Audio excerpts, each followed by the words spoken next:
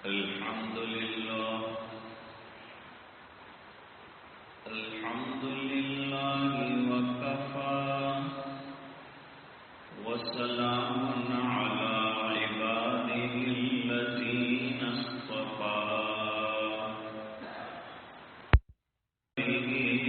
وخاتم النبيين محمد الأمين وعلى آله وصحبه أجمعين.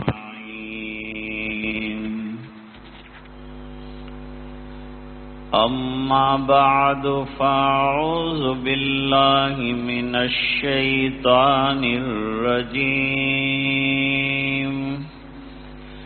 بسم الله الرحمن الرحيم.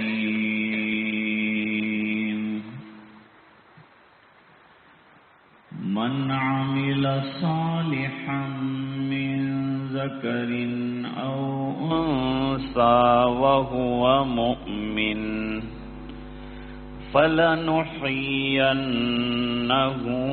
حياة طيبة. صدق الله العظيم. اللهم صل على سيدنا محمد وعلى آل سيدنا محمد وبارك وسلم.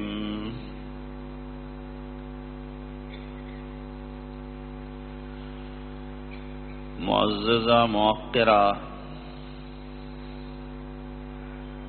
خواتین اسلام،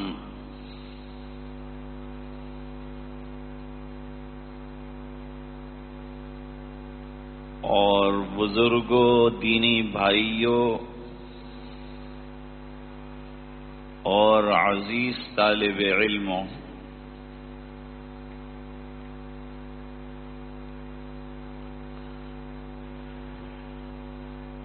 اللہ تعالی نے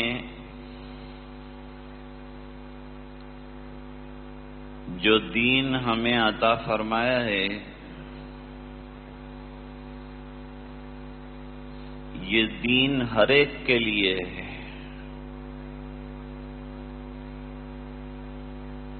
مردوں کے لیے بھی ہے اور ماں بہنوں کے لیے بھی ہے. دین پر عمل کرنا مردوں کے ذمے بھی ہے اور خواتین یعنی عورتوں کے ذمے بھی ہے.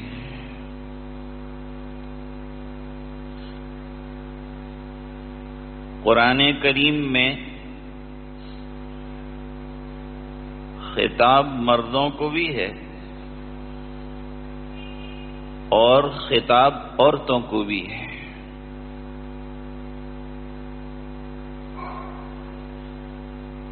عمل کرنے کا حکم مردوں کو بھی ہے اور عمل کرنے کا حکم عورتوں کو بھی ہے.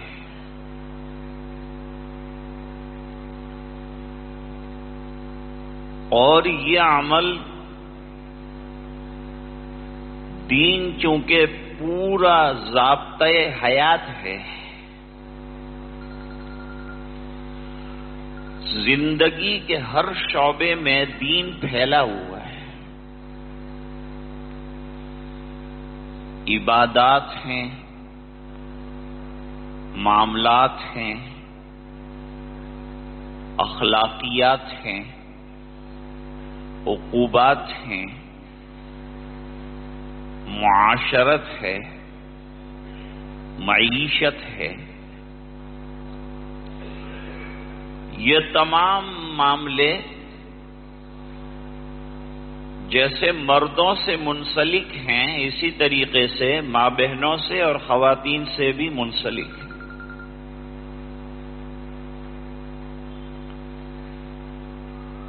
اس لیے جب خواتین نے یہ اعتراض کیا کہ مردوں کو احکام دیے گئے ہیں، عورتوں کا خاص تذکرہ قرآن میں نہیں ہے، تو آیت کریمہ اتری، ان المسلمین والمسلمات والمؤمنین والمؤمنات والقانتین والقانتات والخاشعین والخاشعات والمتصدقین والمتصدقات والصائمین والصائمات، یہ ایک پوری فہرست بیان فرمائی جس میں یہ بتلایا کہ اسلام کی مکلفات عورتیں بھی ہیں، روزہ انہیں بھی رکھنا ہے، عبادت انہیں بھی کرنی ہے، نمازوں کی پابندی انہیں بھی کرنی ہے، اللہ کا ذکر کثرت سے ان کو بھی کرنا ہے۔ اس آیت کریمہ کے ذریعے سے بتایا کہ جتنے کام مردوں کو کرنے ہیں، مردوں سے متعلق ان کا تذکرہ بھی ہے اور عورتوں کا ذکر بھی ہے۔ حضور پاک صلی اللہ علیہ وسلم ایک مرتبہ عید کے موقع پر مجمع عام کو خطاب فرما رہے تھے۔ آپ نے خطاب کر لیا، اس کے بعد آپ کو خیال آیا کہ شاید خواتین تک میری بات نہیں پہنچی، بات ان تک بھی پہنچنا چاہیے۔ چنانچہ حضرت بلال رضی اللہ تعالیٰ عنہ کو اپنے ساتھ لیا اور جہاں خواتین کا مجمع تھا وہاں جا کر آپ نے بیان فرمایا، اور بیان میں زکوٰۃ اور صدقات اللہ کے راستے میں دینے کے فضائل بیان کیے۔ پھر حضرت بلال رضی اللہ تعالی عنہ کو عورتوں میں گھمایا، جاؤ دیکھو ہمارے بیان کا کیا اثر رہا۔ عملی اثر سامنے آیا۔ بیان تو اس لیے ہوتا ہے کہ سننے کے بعد آدمی عمل کرے۔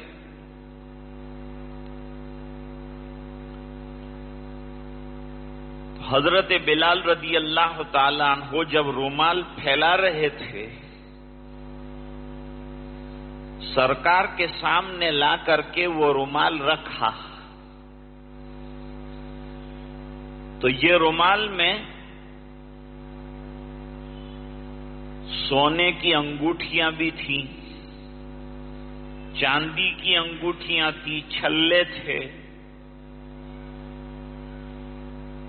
اور ایئر رنگز تھے، چونیاں تھیں۔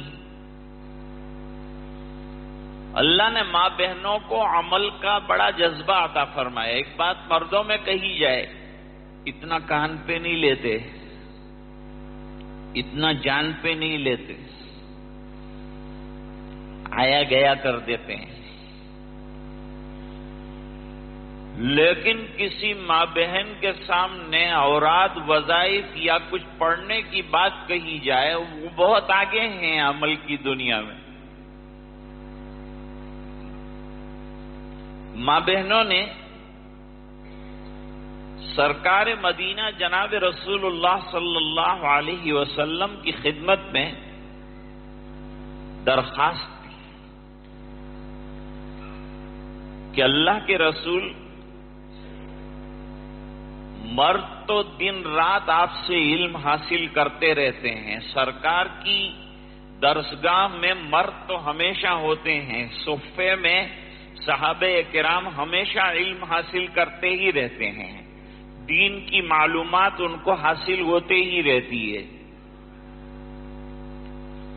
لیکن ہمارے لیے کوئی دن منتخب کیا جائے تاکہ اس میں ہم مستقل علم حاصل کر سکیں۔ تو حضور پاک صلی اللہ علیہ وسلم نے خواتین کی تعلیم کے لیے ایک مستقل دن رکھا، اور اس میں خواتین کے لیے جو ضروری تعلیمات ہیں ان تعلیمات کو فراہم فرمایا۔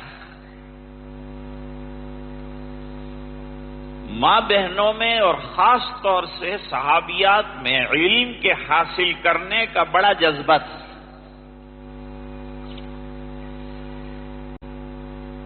حضرت عائشہ رضی اللہ تعالی عنہا فرماتی ہیں کہ انصاری عورتیں اور کچھ قریشی عورتیں بڑی سمجھدار ہیں، اپنے شوہروں کی وفادار ہیں اور اپنی اولاد کی بہترین تربیت کرنے والی ہیں۔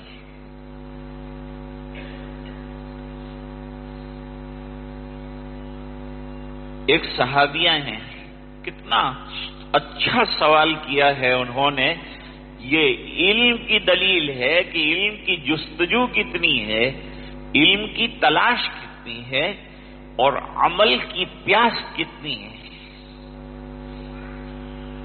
اور عمل بھی جان دینے والا عمل، کہ ہم اپنی جان اللہ کے راستے میں لگا لیں۔ مرد لوگ جاتے ہیں جہاد میں اور اللہ کے راستے میں شہید ہوتے ہیں، عورتوں کو اجازت نہیں ہے جہاد میں جانے کی، تو ہم کو یہ مقام حاصل نہیں ہو پا رہا ہے، ہم کو گھر میں بٹھایا گیا ہے۔ حالانکہ گھر میں عورت کا بیٹھنا اپنے اندر ایک معنویت رکھتا ہے۔ اللہ نے ذمہ داریوں کو تقسیم فرمایا، مرد کو ذمہ داری دی ہے کہ وہ باہر جائے اور کسب معاش کرے، یعنی حلال کمائی کا انتظام کرے،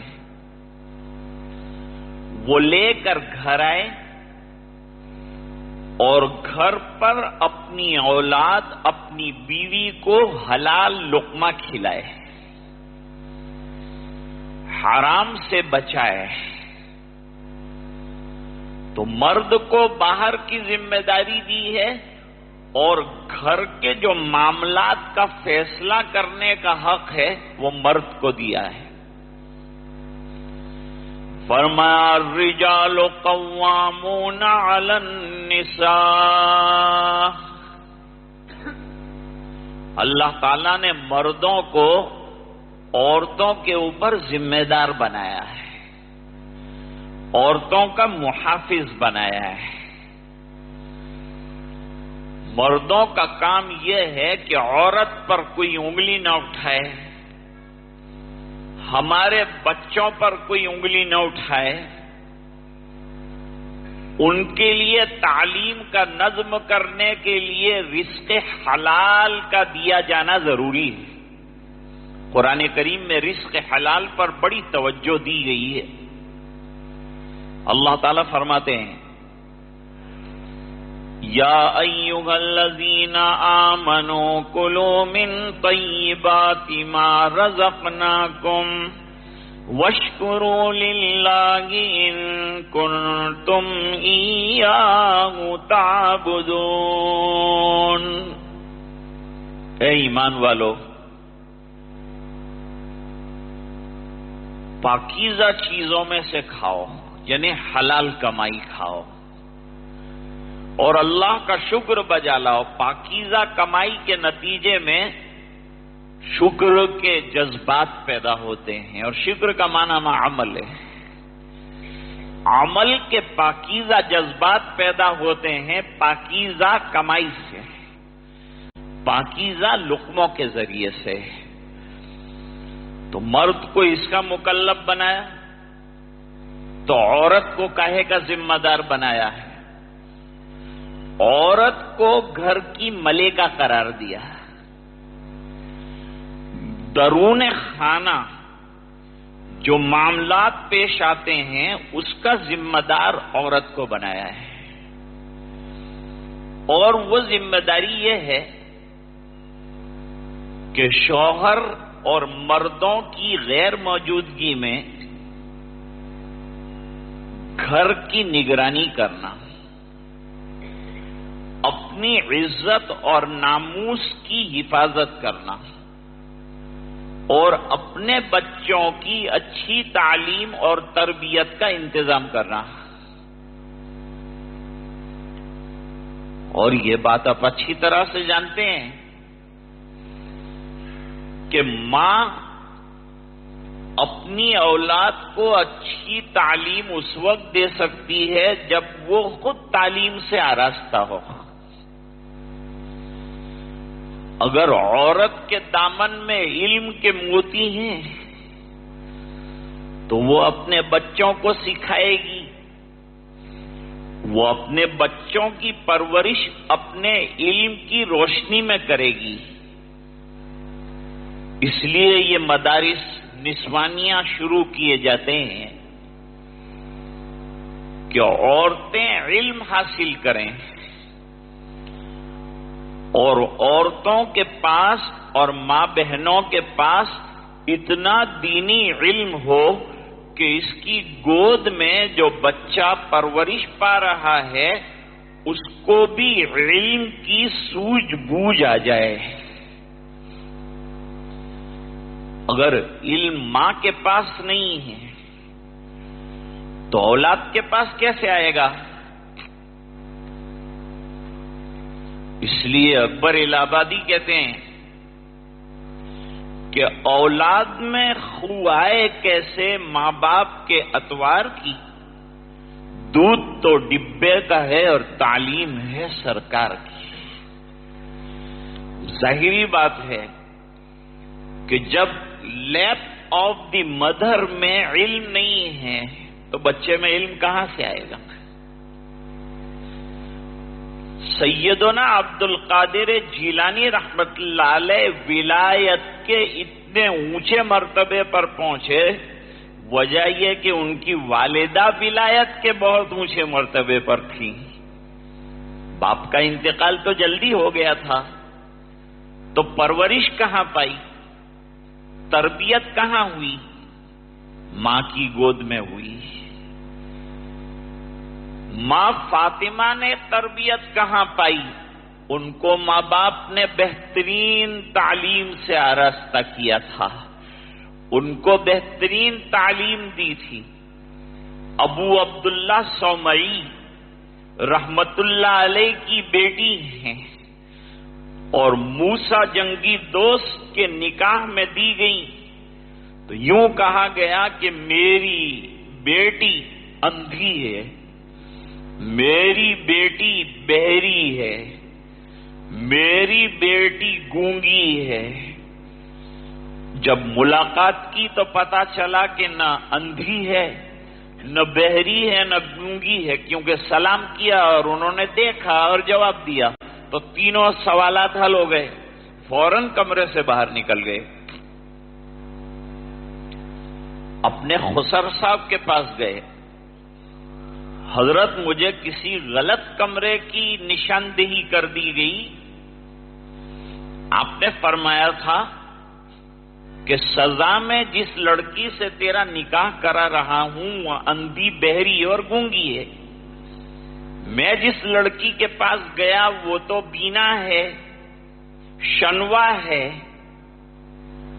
بولتی ہے، گویا ہے۔ فرمایا جاؤ میرے بیٹے، تم میرا مطلب نہیں سمجھے، میں نے بیٹی کو تعلیم دی ہے کہ اپنی نگاہ کو غیر محرم سے دور رکھو. غیر محرم کے دیکھنے سے میری بیٹی اندھی ہے، اس کی نظر غیر محرم پر پڑی ہی نہیں ہے. یہ بہری ہے، کسی کی حسد، کینہ، کپٹ، غیبت کی بات سنتی ہی نہیں ہے، اس لیے اس کو میں نے بہری کہا. اور اس کو گونگی اس بنا پر کہا کہ یہ کسی کی عیب جوئی اور کسی کی برائی میں نہیں ہے. یہ تو ایسی باکمال لڑکی میں نے تم کو دی ہے، تمہارے اندر کے کمالات کو دیکھتے ہوئے. تو باپ ذی علم ہے اور ماں ذی علم ہے، تو پھر اولاد کیسی پیدا ہوتی ہے؟ پھر غوث اعظم وجود میں آئے، سیدنا عبد القادر جیلانی رحمت اللہ علیہ پیدا ہوئے، جو یہ دونوں سے بنے ہوئے ہیں. تو اولاد کب اچھی ہوگی؟ میں مثال دیا کرتا ہوں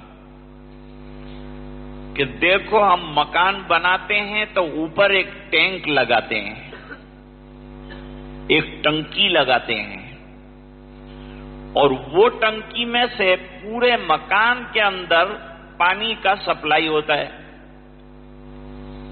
لیکن اگر ٹنکی میں پانی نہ ہو اور آپ قیمتی سے قیمتی نل لگائیں تو کیا نل میں پانی آئے گا؟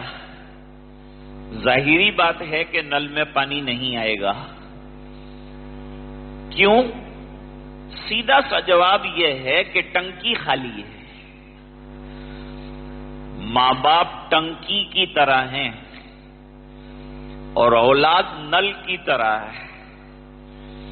اگر ماں باپ والی ٹنکی میں علم اور عمل ہے تو بچے والے نل میں اور ٹونٹی میں علم آئے گا، دین آئے گا، تعلیم آئے گی، تربیت آئے گی، خوشبو علم کی آئے گی. یہ بہت ضروری ہے اور یہ بڑی اہم بات ہے، اور قرآن کریم نے اس کی طرف بہت زیادہ توجہ دلائی.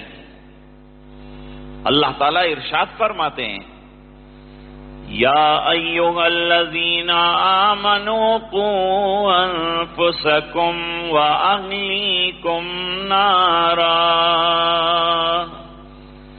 اے ایمان والو، اپنے آپ کو بچاؤ اور اپنے فیملی ممبرز کو بھی بچاؤ آگ سے. لوگ سوال کرتے ہیں آگ کہاں ہے؟ ہمارے چاروں طرف ہیں. اسباب گناہ چاروں طرف پھیلے ہوئے ہیں. اب آدمی کیا لیتا ہے، کیا پکڑتا ہے، کیا اٹھاتا ہے اس پر؟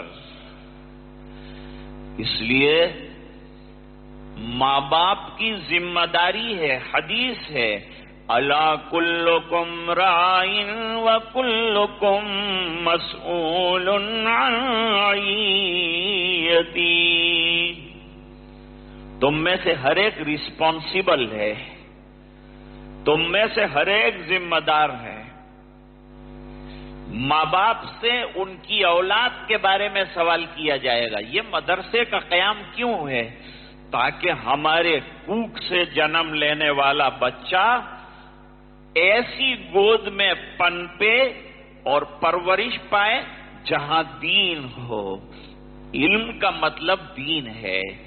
یہاں آنا ہے آپ کو 3 سے لے کر 5، 2 گھنٹے کیا ہیں؟ کچھ بھی نہیں ہے.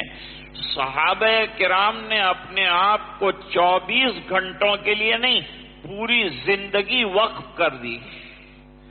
اپنا مال وقف کر دیا، اپنی جانیں وقف کر دی. اور عجیب بات تو یہ ہے کہ صحابیات بھی اپنے جان قربان کرنے کے لیے اپنے آپ کو پیش کرتی تھیں. حضرت قتادہ،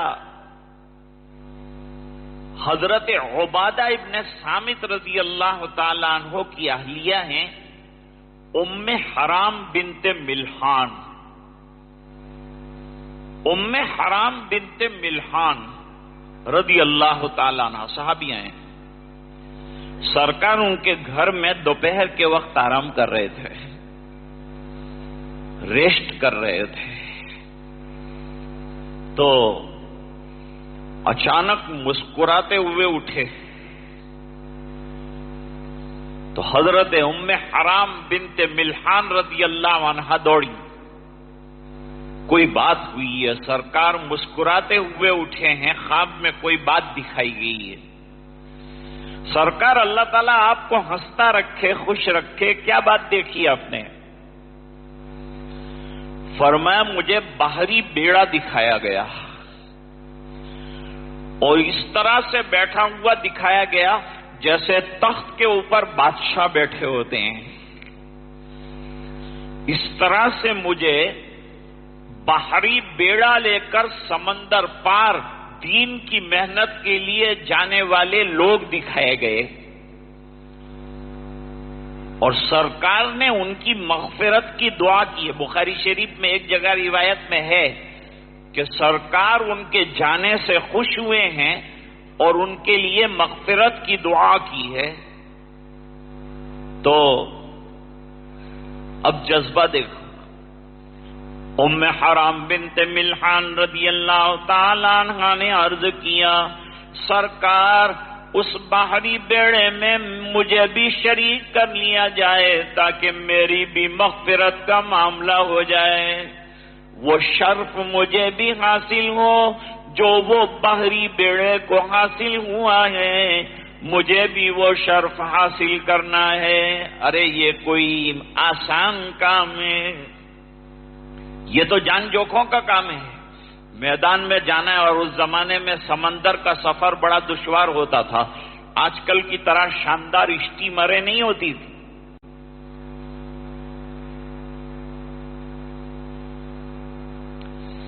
سرکار دعا کیجئے کہ میں بھی اس میں شامل ہو جاؤں، عورتوں پر جہاد تو ہے نہیں، پھر کیوں جذبہ جہاد بلند ہو رہا ہے؟ اپنی جان اللہ کے راستے میں دے دینے کا شوق ہو رہا ہے۔ ام حرام بنت ملحان رضی اللہ تعالی عنہ سرکار سے درخواست کر رہی ہیں کہ مجھے بھی اس میں شامل کر لیا جائے، سرکار میں بھی جاؤں اس قافلے کے ساتھ۔ حضور پاک صلی اللہ علیہ وسلم نے فرمایا انشاءاللہ تم جاؤ گی۔ وہ باہری قافلے میں گئیں اور جانے کے بعد شہید ہو گئیں، گر گئیں سواری سے، گردن میں موچ آئی، اس کی وجہ سے وہیں ان کی قبر بنی۔ لیکن میں عرض یہ کر رہا تھا کہ یہ بات تو معلوم ہے کہ لڑنا تو عورتوں کو ہے نہیں، لیکن جذبہ اللہ کے راستے میں چلنے کا جب تک اندر جہاد کی اہمیت کا علم نہ ہو، جب تک اس کی فضیلت کا خیال نہ ہو، وہاں تک کیسے ممکن ہے؟ یہ جذبہ ظاہر کیا حضرت ام حرام بنت ملحان نے۔ آج ہم مرد ہیں لیکن ہمارے اندر وہ جذبہ نہیں ہے جو جذبہ صحابیات کے اندر پایا جاتا تھا، جو جذبہ صحابہ کرام کے اندر پایا جاتا تھا۔ ان کو علم حاصل کرنے کا بھی شوق۔ بعض صحابہ کرام صحابیات کو مسجد نبوی میں رات کو جانے سے روکتے تھے، تو یہ صحابیات نے حضور پاک صلی اللہ علیہ وسلم سے شکایت کی کہ حضور ہمارے شوہروں سے اجازت دلوا دیجئے نا کہ ہم مسجد میں آپ سے علم حاصل کر سکیں، آپ کے پاس آ کر علم، آپ جب بولتے ہوں گے تو وہی کی باتیں اور وہی میں نئی نئی باتیں آتی ہیں، اور مردوں کے لیے بھی آتی ہیں اور عورتوں کے لیے بھی آتی ہیں، تو ہم کو بھی علم حاصل ہو، ہم کہیں جو ہے تشنا نہ رہ جائیں، ہم کہیں علم سے محروم نہ رہ جائیں۔ بڑا اچھا خیال کیا۔ یہ مکتبہ نعمانیہ میں آپ کو علم کی دولت سے سرفراز کرنے کے لیے 2 گھنٹے آپ سے مانگے گئے ہیں، اپنا وقت فارغ کریں اور ضروری معلومات اور قرآن کریم کا اور حدیث کا اور مسائل کا ضروری علم جو ہے جو ہر خاتون کو حاصل ہونا چاہیے وہ حاصل کریں. آپ کے لیے بہت شاندار موقع فراہم کیا گیا ہے. جن حضرات نے سوچا ہے، اکثر ہمارا جانا ہوتا ہے ادھر ادھر اسفار میں، تو وہاں مردوں میں بیان ہوتا ہے، عورتوں میں نہیں ہوتا. تو وہاں خواتین کی درخواستیں آتی ہیں کہ ہمیں بھی علم حاصل کرنا ہے، ہمیں بھی شوق ہے، ہم بھی یہ درس عام میں شامل ہونا چاہتی ہیں، ہم بھی علم حاصل کرنا چاہتے ہیں. یہ مرد لوگ جو ہیں وعظ سن لیتے ہیں، ہم محروم رہ جاتی ہیں. تو بہت سی جگہ پر اب مائکوں کا انتظام کیا گیا. ایک ایک مسجد کے اندر 500 کنیکشن گھروں میں دیے ہیں کہ مسجد میں جو بھی بات کی جائے گی، تعلیم ہوگی اور بیانات ہوں گے، ماں بہنیں گھر پر جو ہیں آسانی کے ساتھ اس کا علم حاصل کر سکیں گی. تو علم کا حاصل کرنا جیسے مرد پر ضروری ہے، اسی طرح علم کا حاصل کرنا خاتون پر بھی ضروری ہے. اور ظاہری بات ہے بڑی عمریں ہو جاتی ہیں اور گھر گرہستی اور سنسار بھی لگ جاتا ہے، تو بڑا مشکل ہوتا ہے کہ کیسے علم حاصل کریں، کہاں سے 6 گھنٹے لائیں، کہاں سے طلبہ کی طرح ہم اپنے آپ کو مدرسے میں داخل کر دیں. لیکن یہ بہترین طریقہ ہے، 2 گھنٹے آپ آئیں، اپنے کاموں سے فارغ ہو کے آئیں، اور یہ بڑا بہترین ٹائم ہے 3 سے 5 کا، تقریباً آرام کا اور فراغت کا وقت ہوتا ہے. اس کے اندر اگر آپ آ گئیں اور آ کر آپ نے علم حاصل کیا تو آپ کی نسلیں دعا دیں گی، آپ کے جنریشن آپ کے لیے دعا کریں گے. ایک بزرگ فرماتے ہیں کہ ماں جب متقی پرہیزگار، ارے بھائی دین اور علم پرہیزگاری ہی کا نام ہے، انما یخشی اللہ من عبادہ العلماء. علم نام خشیت کا ہے، علم نام ہی تقوی کا ہے. وہ تقوی اگر ماں کے اندر موجود ہے اور وہ جب بچے کو دودھ پلاتی ہے تو اہل علم فرماتے ہیں کہ دودھ کے ڈراپ کے ساتھ ساتھ نیکیوں کے ڈراپ بچے کے اندر منتقل ہوتے ہیں، ٹرانسفر ہوتے ہیں. اپنے بچوں کو علماء بنائیے، اپنے بچوں کو حافظ بنائیے، اپنے بچوں کو بہترین علم سے مالا مال کیجیے. آپ کے شہر میں علماء کی کمی نہیں ہے، علم حاصل کرنے کے ذرائع کی کمی نہیں ہے، تو اس سے فائدہ اٹھائیے. آپ یہاں مرد حضرات بیٹھے ہیں تو سرکار سے درخواست کی گئی کہ آپ کے نئے نئے جو علوم ہیں ان سے ہم محروم رہ رہے ہیں. نبی کریم صلی اللہ علیہ وسلم نے صحابہ کرام کو حکم کر دیا اور فرمایا لا تمنعوا اماء اللہ مساجد اللہ. اللہ کے گھر آنے سے اور مسجد میں آنے سے اس زمانے میں جبکہ نبی کریم صلی اللہ علیہ وسلم موجود ہیں، وحی اتر رہی ہے، جبریل علیہ السلام آ رہے ہیں، قرآن کے نازل ہونے کا سلسلہ ابھی برابر جاری ہے. ایسے وقت میں مت روکو، خواتین رات کو آتی ہیں ان کو آنے دو. آج کا زمانہ فتنوں کا ہے، حالات کا ہے، تو آج گھر میں خاتون کا نماز پڑھنا مسجد میں نماز پڑھنے کے مقابلے میں بہتر ہے. لیکن وہ کیوں آنا چاہتی تھی اور سرکار نے کیوں اجازت دی تھی؟ اس بنا پر اجازت دی تھی کہ جیسے مرد علم حاصل کریں، کچھ مسائل عورتوں کے بھی آئیں گے، نسوانی مسائل بھی آئیں گے. ظاہری بات ہے کہ وہ نسوانی مسائل بھی سرکار بیان کریں گے، وہ عورتیں لے لیں گی. حضرت عائشہ رضی اللہ تعالی عنہ نے وہ علم لیا ہے. 2210 روایتیں حضرت عائشہ رضی اللہ تعالی عنہ کو یاد ہیں، اور حضرت عائشہ رضی اللہ تعالی عنہ حافظہ ہیں، بہت بہترین قرآن کریم پڑھتی ہیں اور قرآن کو حفظ کیا ہوا ہے حضرت عائشہ رضی اللہ تعالی عنہ نے.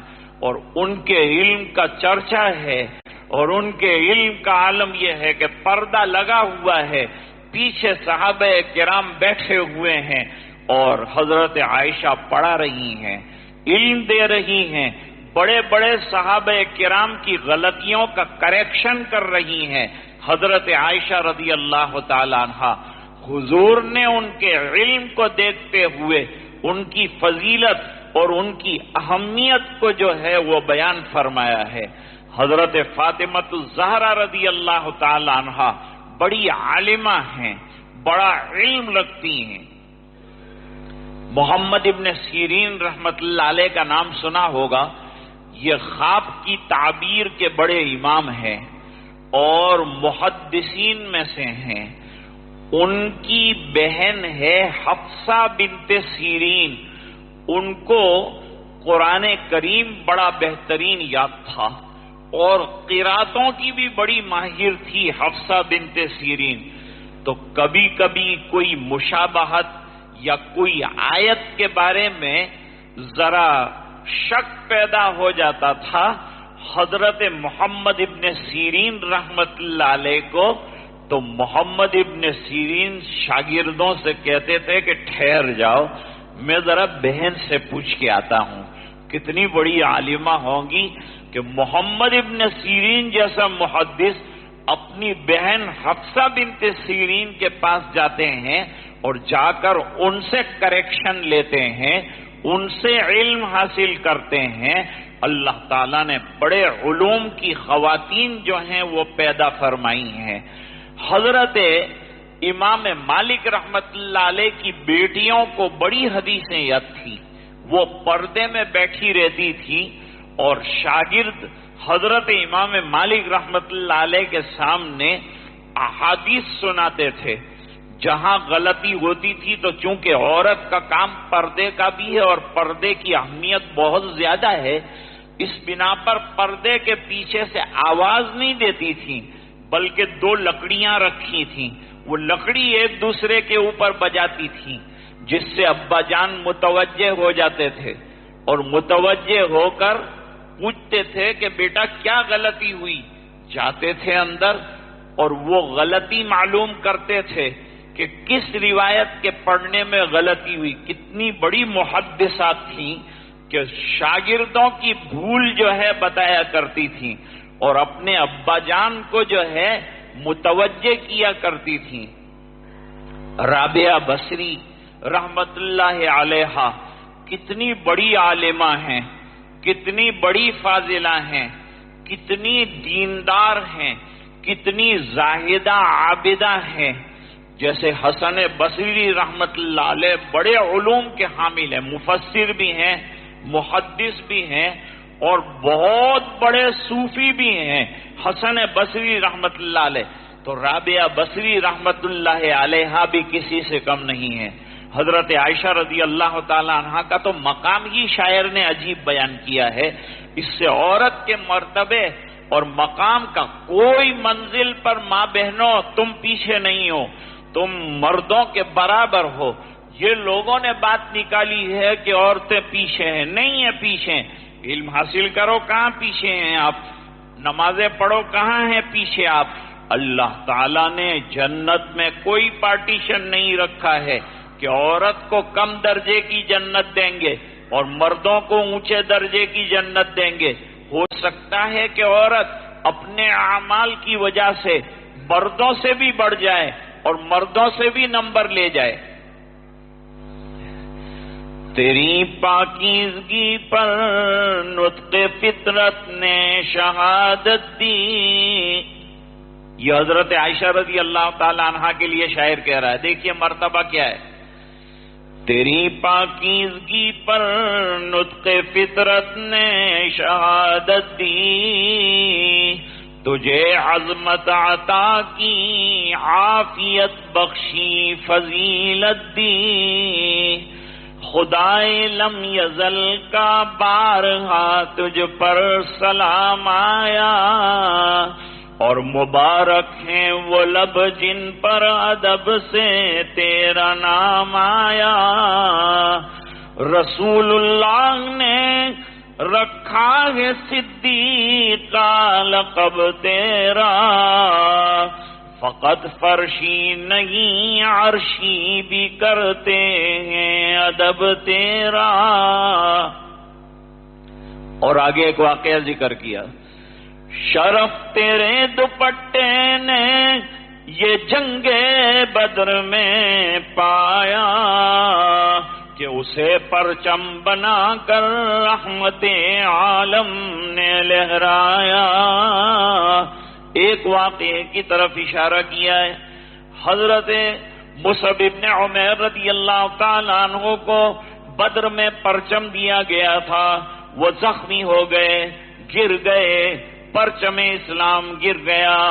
صحابہ کرام دوڑے ہوئے نبی کریم صلی اللہ علیہ وسلم کے دربار میں حاضر ہوئے، عرض کیا اللہ کے رسول، مجاہد اسلام زخمی ہو گیا ہے، پرچم اسلام گر گیا ہے، اب کون پرچم اٹھائے گا اور کس چیز کو پرچم بنایا جائے گا؟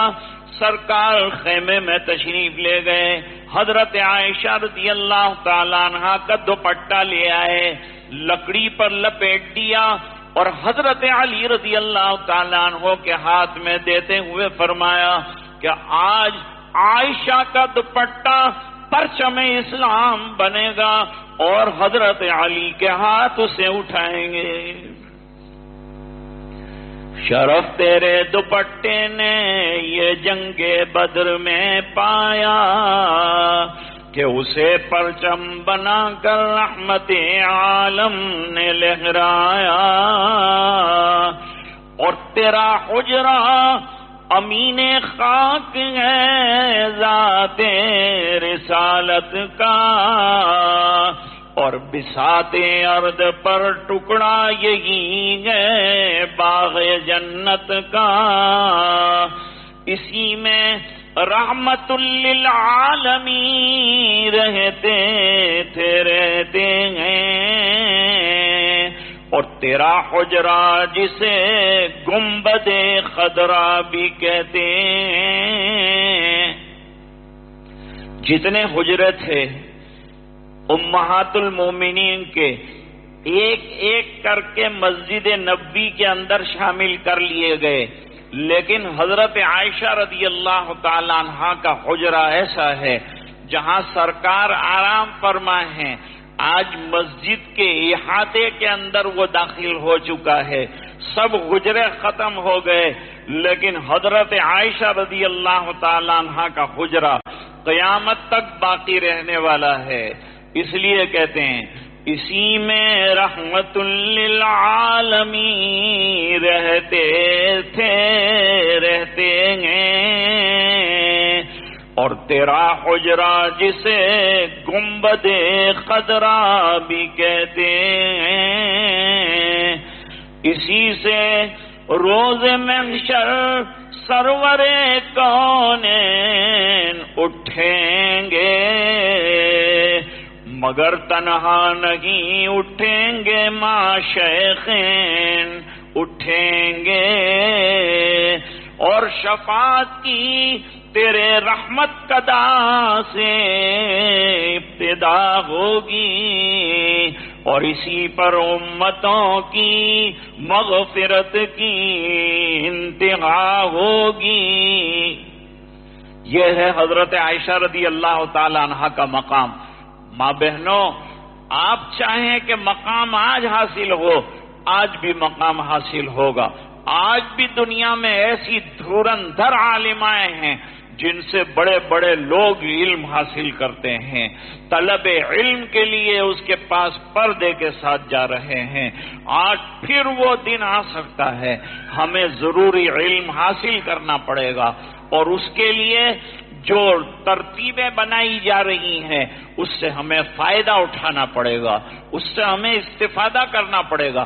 میں عرض کر رہا تھا کہ نبی کریم صلی اللہ علیہ وسلم کے دربار میں وہ خاتون آئی ہے، کیا بہترین سوال کیا، اور میں نہیں کہتا کہ بہترین سوال کیا، لیکن خود حضور پاک صلی اللہ علیہ وسلم نے فرمایا کیا بہترین سوال کیا ہے اس خاتون نے، کیا کسی عورت سے اس سے اچھا سوال سنا ہے؟ اور حسن السوال نصف العلم، علماء فرماتے ہیں اچھا سوال کرنا یہ آدھا علم ہے۔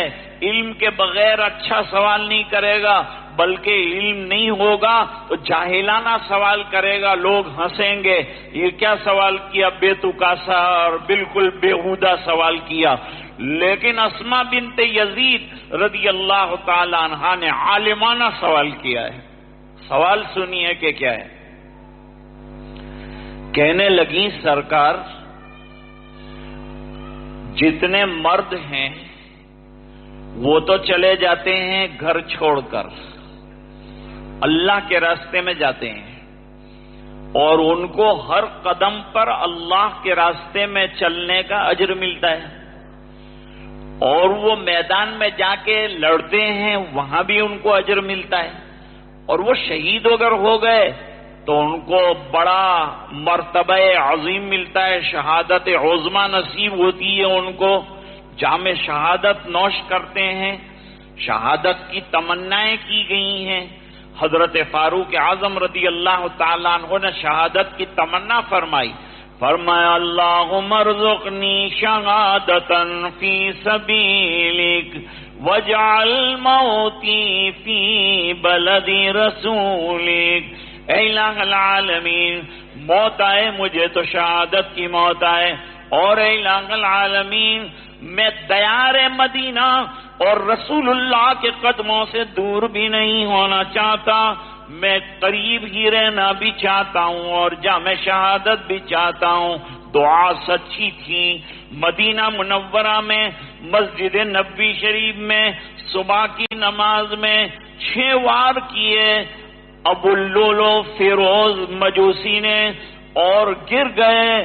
حضرت فاروق اعظم رضی اللہ تعالیٰ عنہ اسی میں جاں بحق ہوئے، حضرت عمر رضی اللہ تعالیٰ عنہ، اور حضرت عائشہ رضی اللہ تعالیٰ عنہ فرماتی ہیں میں نے جگہ رکھی تھی سرکار کے پڑوس میں میری کہ مجھے وہاں دفنایا جائے، لیکن حضرت عمر کی بات کو ٹالا نہیں جا سکتا، زندگی میں سرکار کے ساتھ رہے ہیں تو اب وصال کے بعد بھی سرکار کے قدموں میں جگہ ملنی چاہیے۔ حضرت عمر رضی اللہ تعالیٰ عنہ نے درخواست فرمائی، منظور کر لی حضرت عائشہ رضی اللہ تعالیٰ عنہ نے۔ وصال کے بعد ابن عمر رضی اللہ تعالیٰ عنہما کو بھیجا کہ زندگی میں تو ایک دبدبہ ہے، میرا ایک رعب ہے امیر المومنین ہونے کی وجہ سے، لیکن جب میں نہ رہوں تو پھر جانا، شاید دب کر ہاں کہا ہوگا دوسری مرتبہ جب میں نہیں رہوں گا اجازت رہے گی انہیں کھلی ہوئی کہ وہ اجازت دیں مجھے حجرہ رسول میں لیٹنے کی۔ حضرت عائشہ رضی اللہ تعالیٰ عنہ نے کواڑ کھول دیے، دروازے کھول دیے، اور پہلے رسول اللہ صلی اللہ علیہ وسلم کا مزار ہے، قدموں میں صدیق اکبر رضی اللہ تعالیٰ عنہ کا مزار ہے، اور ان کے قدموں میں حضرت فاروق اعظم رضی اللہ تعالیٰ عنہ کا مزار بنا۔ تو شہادت بڑی چیز ہے، مردوں کو یہ بھی حاصل ہوتی ہے، ہم کو جہاد میں جانے کی اجازت بھی نہیں تو گھر میں بند رہنا پڑتا ہے، ان کے بچے سنبھالو، ان کا گھر سنبھالو، ان کی پونجی سنبھالو، ان کا مال سنبھالو، ان کی عزت سنبھالو، ان کی ناموس سنبھالو، یہ سب کرنا ہے اور ہم کو کچھ نہیں ملتا۔ ہم کو بھی تو اجر چاہیے، ہم کو بھی تو کچھ نہ کچھ ثواب چاہیے، سب ثواب تو مرد لوگ لے اڑے اور ہمیں تو کوئی ثواب ملا ہی نہیں ملا۔ حضور پاک صلی اللہ علیہ وسلم نے فرمایا اس عورت کے سوال سے زیادہ بہتر کسی کا سوال سنا ہے تم نے، کتنا بہترین سوال کیا ہے، کتنی اچھی بات کہی ہے، اجر کیسے حاصل کیا جائے، ثواب زیادہ کیسے حاصل کیا جائے اس کی فکر کر رہی ہیں۔ نبی کریم صلی اللہ علیہ وسلم نے فرمایا کان کھول کر سن لیا اسماء، جواب تیرے لیے ہے، پورے عالم کو فائدہ ہوگا، پوری دنیا کی خواتین کو فائدہ ہوگا۔ جب اللہ کے راستے میں جانے والا مرد گھر سے نکل کر جاتا ہے، اللہ کے راستے میں چلتا ہے، قدم اٹھاتا ہے، ہر قدم پر اللہ تعالیٰ اجر دیتے ہیں، سواری پر جاتا ہے سواری کا اجر الگ اللہ تعالیٰ عطا فرماتے ہیں، سب نعمتوں سے اللہ تعالیٰ مالا مال فرماتے ہیں۔ واپس آتا ہے غازی بن کے آتا ہے، غنیمت کا مال لے کے آتا ہے، اس کے واپسی کے قدم بھی گنے جاتے ہیں، جانے کے وقت کے قدم بھی گنے جاتے ہیں۔ فرماتے ہیں تو گھر میں بیٹھی رہی، اپنے شوہر کی ناموس اور اس کی عزت کی حفاظت کے لیے اس کی بچوں کی پرورش کرتی رہی، اس کی تربیت کرتی رہی، اور اس کے لیے تو گھر میں بیٹھی رہی۔ جب سے شوہر گیا واپس آیا، جتنا اجر ملا، جتنا ثواب ملا، تجھے گھر بیٹھے بیٹھے اللہ تعالیٰ عطا فرمائیں گے۔ اللہ کی ذات بہت وسیع ہے، اس کے خزانے بہت وسیع ہیں۔ وَرَحْمَتِي وَسِعَتْ كُلَّ شَيْءٍ، اللہ تعالیٰ کا خزانہ بڑا ہے، گھر بیٹھے بٹھائے تجھے اجر ملے گا۔ لیکن سوال بڑا عالمانہ کیا، بڑا بہترین سوال کیا۔ بیچ میں عرض کر رہا تھا کہ خواتین کو اللہ تعالیٰ نے بڑی عجیب و غریب سمجھ عطا فرمائی۔ حضرت عبداللہ ابن عباس رضی اللہ تعالیٰ عنہ فرماتے ہیں، حضرت عطا ابن ابی رباح سے، عطا ابن ابی رباح جو ہیں وہ حضرت ابن عباس کے شاگرد بھی ہیں، اور اللہ نے عجیب علم عطا فرمایا۔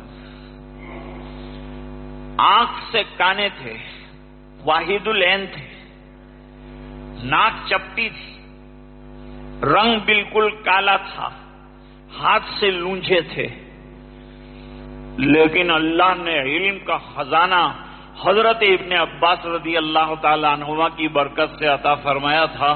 تو سلیمان ابن عبد الملک جو وقت کا بادشاہ ہے وہ ملاقات کرنے کے لیے آیا۔ جب وہ ملاقات کرنے کے لیے آیا تو نماز پڑھ رہے تھے مغرب کی، نماز کے انتظار میں بیٹھ گئے سلیمان ابن عبد الملک، اور ان کے ساتھ دوسرے دو بیٹے تھے، دونوں پشت پر بیٹھے ہوئے ہیں۔ مجمع جمع ہو رہا ہے آہستہ آہستہ، جیسے آپ لوگ آہستہ آہستہ آتے ہیں، اس طرح سے آہستہ آہستہ مجمع جمع ہو رہا ہے۔ ایک آیا، دو آیا، تین آیا، چار آیا، مجمع جمع ہوتے ہوتے ہوتے ہوتے پھر جو ہے ایک دم سے اتنا بڑا جمع غفیر اور اتنا بڑا مجمع ہو گیا، اور جیسے ہی سلام پھیرا تو ایک حلقہ بن گیا، اور حلقے میں سوالات کا سلسلہ شروع ہو گیا۔ کوئی ہاتھ چوم رہا ہے، کوئی پیشانیاں چوم رہا ہے، حج کے سوالات ہو رہے ہیں، رمی کے سوالات ہو رہے ہیں، اور ایک عجیب سا منظر ہے، لوگ اتنا احترام اور اتنا اکرام جو ہے کر رہے ہیں۔ سلیمان ابن عبد الملک پشت کے اوپر ہیں، کہنے لگے یہ کالے انسان نے مجھے ذلیل کر ڈالا، میں بادشاہ ہوں، مجھے پوچھنے والا کوئی نہیں، اور یہ عالم اتنا بڑے درجے کا، جس کی آنکھ کا ٹھکانہ نہیں ہے، جس کے ہاتھ کا ٹھکانہ نہیں ہے، جس کے رنگ کا ٹھکانہ نہیں ہے، لیکن علم نے اس کو کتنا اونچا مرتبہ اور کتنا اونچا مقام۔ میرے بچوں علم حاصل کرو، اپنے بیٹوں سے کہا، اور چلو ابھی تو جاتے ہیں، لیکن میرے دل پر ضرب لگ گئی ہے کہ یہ کالے انسان کو کتنا اونچا مرتبہ کے بادشاہ کو لوگ بھول گئے۔ عطا ابن ابی رباح جو ہیں، ان سے کہا کہ میں تمہیں ایک جنتی عورت دکھاؤں۔ سامنے ایک کالی عورت آ رہی ہے، ادھیڑ عمر کی، یہ جنتی ہے۔ تو عطا ابن ابی رباح رحمت اللہ علیہ نے پوچھا کہ ان کو کیسے آپ نے جنتی کہا میں نے نہیں کہا، آقا نامدار جناب رسول اللہ صلی اللہ علیہ وسلم نے اس کو جنتی کہا ہے۔ کیا ماجرا ہوا، کیا وجہ ہوئی اس کو جنتی کہنے کی؟ کہا یہ آئی تھی سرکار کی خدمت میں، حضور پاک صلی اللہ علیہ وسلم کی خدمت میں حاضر ہوئی، اور اس نے اپنی بیماری بیان کی۔ اس کو مرگی کی بیماری ہے، اس کو جو ہے فیٹس آتے ہیں، انگریزی میں فیٹس کہتے ہیں، فیٹس آتے ہیں، کھینچ آتی ہے، اور چکر کھا کر غش کھا کر بے ہوش ہو کر گر جاتی ہے۔ تو یہ سرکار کے دربار میں حاضر ہوئی، اور حاضر ہو کر اس نے عرض کیا اللہ کے رسول آپ سب کے لیے دعا فرماتے ہیں تو میرے لیے بھی دعا فرمائیے کہ اللہ تعالیٰ مجھے شفائے کاملہ عطا فرما دے، یہ بیماری دور ہو جائے میری۔ حضور پاک صلی اللہ علیہ وسلم نے اس عورت کے سامنے آپشن رکھے، اب علم دیکھو، سمجھ دیکھو، جب علم ہوتا ہے تو اللہ سمجھ عطا فرماتے ہیں، اور جسے سمجھ مل گئی دین کی اس کو بہت بڑی نعمت مل گئی۔ یؤتی الحکمت من یشاء وَمَن يُؤْتَ الْحِكْمَةَ فَقَدْ أُوتِيَ خَيْرًا كَثِيرًا وَمَا يَذَّكَّرُ إِلَّا أُولُو الْأَلْبَابِ۔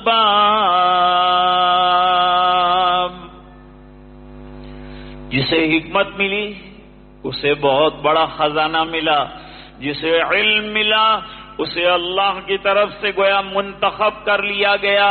اللہ تعالیٰ سب کو علم نہیں دیتے، جسے منتخب فرماتے ہیں اس کے دل میں یہ نعمت رکھتے ہیں، اس کو یہ نعمت عطا فرماتے ہیں۔ من یرد اللہ بہ خیرا یفقہہ فی الدین، اللہ جس کے ساتھ خیر کا ارادہ فرماتے ہیں اس کو دین کی گہری سمجھ عطا فرماتے ہیں، اسی کا نام علم ہے۔ دوسرا آپشن یہ دیا کہ ایک تو یہ ہے کہ دعا کروں گا اللہ تعالیٰ شفا دینے والے شافی اللہ ہیں، دوسرا آپشن یہ ہے کہ تو اپنی بیماری پر صبر کر لے اور میں تجھے جنت کی گارنٹی دے۔ بیماری پر تو صبر کر جائے، بیماری کو برداشت کر جائے، ایکوائر کر لے بیماری کو، سفر کرے گی تو تھوڑے سے پرابلمز کریٹ ہوں گے، لیکن تو برداشت کر لے گی اور یہ ایکسپٹ کر لے گی میری اس آپشن کو، تو میں تجھے جنت کی ضمانت دیتا ہوں، جنت کی گارنٹی دیتا ہوں۔ سمجھدار کتنی ہے؟ بیماری پر سرکار کی جنت کی ضمانت کو ترجیح دے دی۔ یہ کب ہوگا؟ جب علم ہو۔ علم نہیں ہو تو کہے گا اچھا ہو جاؤں، صحت مل جائے، چلتا پھرتا رہوں، آرام سے کھاؤں پیوں، مزے اڑاؤں۔ فرماتے نہیں، جنت اصل ہے۔ یہ سمجھ میں آ جانا کہ جنت اصل ہے۔ دنیا کی زندگی اور بیماریاں اور پریشانیاں اور حیرانیاں جو آتی ہیں آ کے چلی جائے گی، لیکن اصل تو علم ہے آخرت کا، اور اصل زندگی آخرت کی۔ آنکھ بند ہونے کے بعد آنکھ کھلے گی کہ وہ زندگی کچھ نہیں تھی، یہ زندگی اصل ہے، اور اس کے لیے تیاری کی ہوگی اعمال صالحہ کے ذریعے سے تو مزے آ جائیں گے، اس زندگی کے اندر کامیابی کے نقشے سامنے آ جائیں گے، قبر کے اندر اللہ تعالیٰ جنت کی کھڑکیاں کھول دیں گے۔ اس عورت نے کہا میں برداشت کر لوں گی بیماری کو، لیکن سرکار مجھے جنت کی ضمانت دے دیجئے۔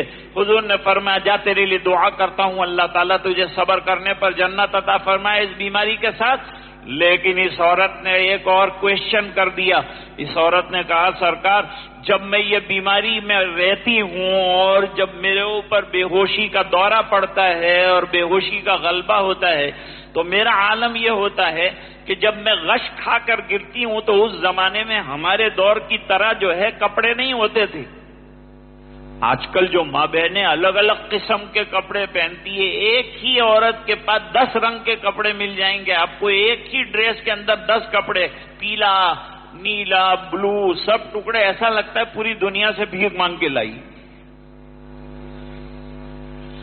تو ایسا اس زمانے میں نہیں تھا، ایک بڑی چادر اپنے اوپر لپیٹ لی اور ختم، ایسا سادہ ڈریس اور ایسی سادی زندگی۔ اسلام تو سادگی سکھاتا ہے، تو سادی زندگی گزار رہی تھی، وہ چادر لپیٹ لیتی ہوں، لیکن جب سرکار بے ہوش ہو کر گرتی ہوں تو میری چادر جسم سے ذرا ہٹ جاتی ہے، اور کوئی غیر محرم، میں تو کالی کلوٹی ہوں لیکن نظر پڑے، مجھے پسند نہیں ہے کہ غیر محرم کی نظر میرے اوپر پڑ جائے، تو دعا یہ فرمائیے سرکار کہ میرا پردہ خراب نہ ہو جائے، میری حیا خراب نہ ہو جائے۔ عورت کے لیے حیا بڑی چیز ہے اور حیا ایمان کا بڑا زبردست شعبہ ہے، میری حیا پر آنچ نہ آئے سرکار، اس بنا پر اتنا کر دیجئے میرے آقا کہ میں گر جاؤں لیکن چادر چمٹی رہے، جسم سے غیر محرم کی نظر نہ پڑے۔ حضور پاک صلی اللہ علیہ وسلم نے یہ دعا بھی کر دی۔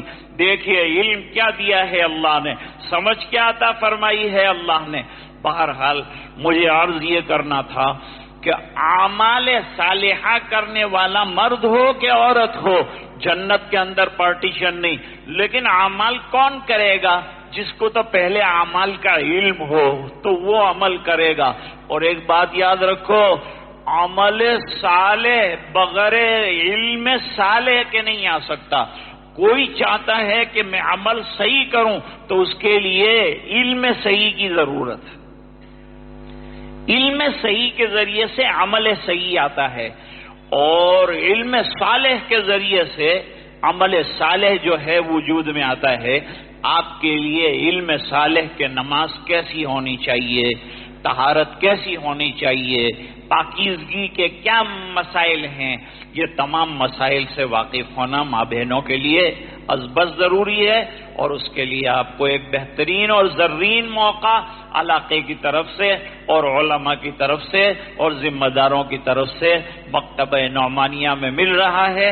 2 گھنٹے آپ کے خرچ ہوں گے، لیکن نتیجہ یہ ہوگا کہ نسلیں آپ کو دعا دیں گی، آپ کا جنریشن آپ کو دعا دے گا. آپ کی گود میں پلنے والے بچے بڑے ہونے کے بعد آپ کی قبر پر ایصال ثواب کریں گے کہ ہمارے ماں باپ نے علم دیا تھا تو آج ہمارا عالم یہ ہے کہ ہم دیندار بن سکے، ہم قرآن پڑھنے والے، ہم نماز پڑھنے والے، ہم صلاۃ جنازہ پڑھنے والے بن گئے. اللہ تعالی ہمیں کہنے سے زیادہ سننے اور سننے سے زیادہ سمجھنے اور سمجھنے سے زیادہ عمل صالح کرنے کی توفیق عطا فرمائے. اصل میں تو حضرت مفتی صاحب کا بیان تھا، مجھے تو ایسے ہی بیچ میں حنیف بھائی نے بٹھا دیا کہ تو آیا ہے تو تو بھی بیٹھ جا. اس بنا پر یہ چند باتیں جو ہے میں نے آپ کی خدمت میں عرض کی طالب علمانہ طور پر. اللہ تعالی حضرت مفتی صاحب کے شاندار بیان کو قبول فرمائے، اور میری ٹوٹی پھوٹی باتیں اگر سمجھ میں آئی ہو تو میرے لیے بھی دعا فرمائیے. اللہ تعالیٰ مجھے بھی عمل کرنے والا بنائے. خالی باتوں سے کچھ نہیں ہوتا دوستو، ہماری زندگی عملی بن جائے، اس کی ہمیں محنت کرنے کی ضرورت ہے. اللہ تعالیٰ اس مکتب کو آباد رکھے. یہ جو سلسلہ تفصیل کے ساتھ آپ کے سامنے آنے والا ہے اس کو جو ہے برقرار رکھے. دوام اور استقامت کے ساتھ علم حاصل کریں، اس کی نشر و اشاعت کریں، اپنی دوسری ماں بہنوں کو بھی اس کی دعوت دیں. وآخر دعوانا الحمدللہ رب العالمین.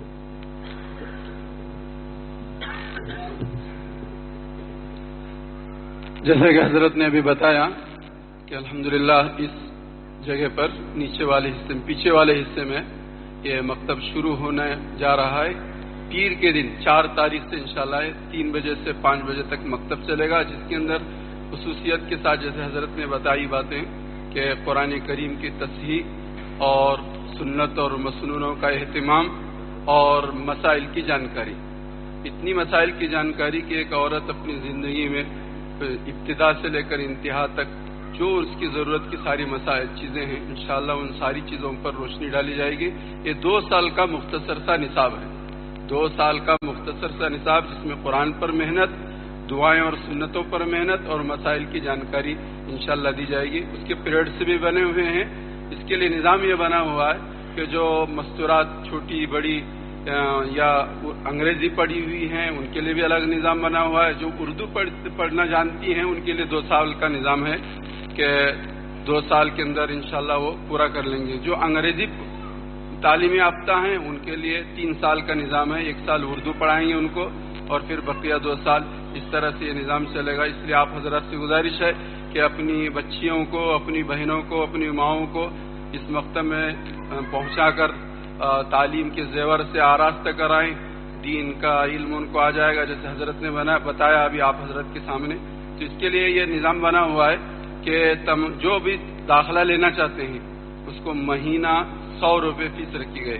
100 روپے آج کے زمانے میں کوئی حیثیت نہیں ہے، لیکن یہ 100 روپے مہینے کے حساب سے سال کی پوری ایک مرتبہ ہی جمع کرنے ہیں. انشاءاللہ اس طرح سے نظام چلتا رہے گا. آپ تمام حضرات سے گزارش ہے کہ اس موقع کو غنیمت سمجھیں اور اپنی ماں بہنوں کو ضرور پہنچانے کی فکر کریں.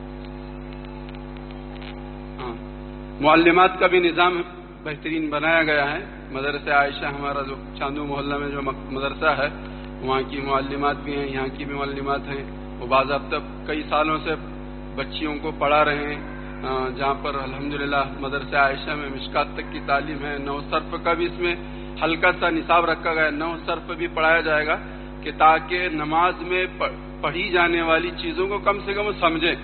ہماری مستورات نماز میں ہم کیا پڑھ رہی ہیں اس کو سمجھیں. اس کا بھی اس میں معقول مختصر سا نظام جس میں ابتدائی کچھ نحو کی، کچھ صرف کی اور ادب کی کچھ کتابیں پڑھائی جائیں گے، جس کے نتیجے میں انشاءاللہ اتنا ہوگا کہ ہماری مستورات قرآن میں التحیات پڑھتی ہیں، سورہ فاتحہ پڑھتی ہیں، سورتیں پڑھتی ہیں، رکوع اور سجدے کی جو تسبیحاں پڑھتی ہیں، اس کا کیا مطلب ہے، اس کا کیا ترجمہ ہے، کم از کم اس کی رعایت اس میں رکھی گئی ہے. اس لیے آپ تمام حضرات سے گزارش ہے کہ اس موقع کو غنیمت سمجھیں.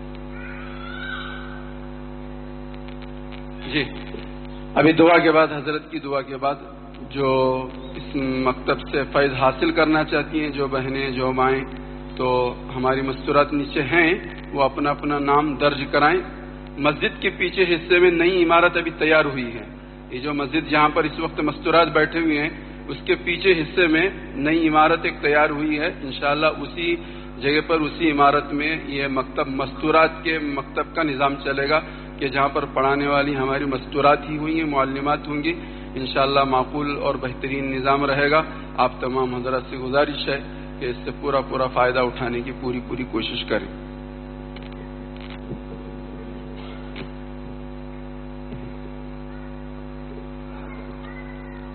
کسی کی دعا کی درخواست آئی ہے. میرا پوتا 1 سال کا ہے، اس کو سنائی نہیں دیتا، لہذا درخواست ہے آپ حضرات سے کہ اس کے لیے شفا کی دعا کریں کہ اللہ تعالیٰ قوت شنوائی سے اسے نواز دے. اس کا نام عمر ہے.